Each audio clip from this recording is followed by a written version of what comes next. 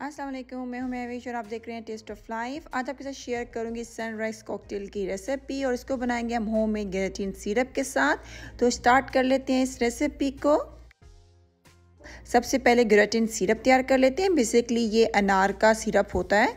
इसके लिए हमें 2 कप फ्रेश अनार का जूस चाहिए होगा। मैंने जूसर में डाल के इसका जूस निकाल लिया था। अगर आपके पास जूसर ना हो तो आप ब्लेंडर में डाल के ब्लेंड भी कर सकते हैं और फिर इसको आप छान लें ताकि इसके अंदर जो भी सीड है वो निकल जाए। ठीक है, अब इसको इतना पकाना है कि 2 कप है, ये तकरीबन 1.5 कप रह जाए।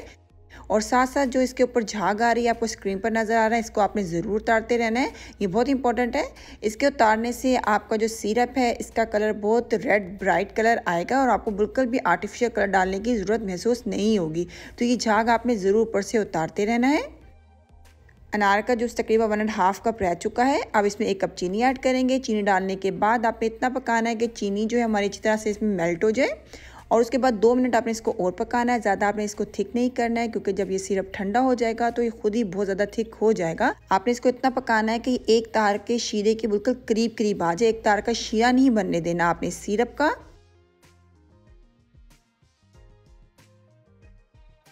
सिरप हमारा तैयार हो चुका है। अब इसमें 2 टेबलस्पून लेमन जूस ऐड कर देंगे और चूल्हे को कर देंगे बंद। और आप देख सकते हैं हमारा गेलेटिन सिरप बिल्कुल तैयार है। मैंने इसको 1 दिन पहले बना लिया था और फ्रिज में रख दिया था ठंडा होने के लिए और अगले दिन मैंने ये ड्रिंक तैयार की थी जिसकी रेसिपी अभी आपके साथ शेयर करूंगी। अच्छी तरह जब ये ठंडा हो जाए किसी भी एयर टाइट बोतल में आप इसको स्टोर करके रख सकते हैं। 1 मंथ तक ये सिरप बिल्कुल ख़राब नहीं होता है। आप इसको आराम से यूज़ कर सकते हैं डिफरेंट ड्रिंक्स में। इसी सिरप से मैं आगे बहुत से आपको ड्रिंक्स बनाना सिखाऊंगी। तो आपको मैंने ये सिखा दिया सिरप, इसको बनाएं और स्टोर करके फ्रिज में रख लें। तो आए अपने ड्रिंक की तरफ चलते हैं। 1 गिलास ले लेंगे जिसमें हमने अपनी ड्रिंक तैयार करनी है। आइस क्यूब ऐड कर देंगे और ये वही सिरप है जो हमने तैयार किया था अनार का, वो डाल देंगे। और इसके लिए हमें चाहिए होगा फ्रेश ऑरेंज जूस 1/4 कप, ये शामिल करेंगे। जूस आपने बहुत आराम से डालना है ताकि हमारे नीचे वाले सिरप के साथ हमारा जूस जो है बिल्कुल भी मिक्स ना हो जाए।